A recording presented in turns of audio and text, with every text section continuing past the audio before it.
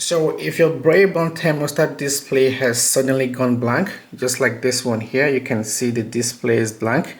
In this video, I want to show you how to troubleshoot this issue.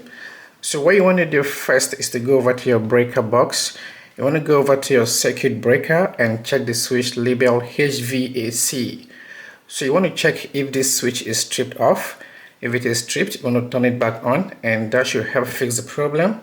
But if your screen is still blank after doing this, what you want to do next is to check your thermostat and replace the batteries. So you want to take this off the wall and check the batteries. So to remove this from the wall, you want to hold it this way and gently pull it out. Okay, so you can see the batteries in here. Like this one here, it uses two AA batteries. So you want to get the old batteries out. Okay, so you want to get the old batteries out and get your new batteries. Make sure you get two AA batteries and insert them properly.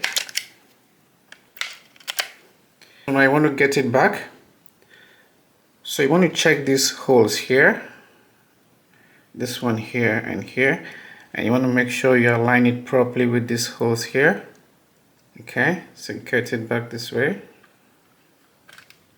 and push it in place. So that's it, and this should help fix your thermostat. And now you can see the display is back on. So that's how to troubleshoot your Braeburn thermostat if the display has gone blank. So what you want to do is to go to your circuit breaker and check if the HVAC switch is turned off, and if so, you want to turn it back on.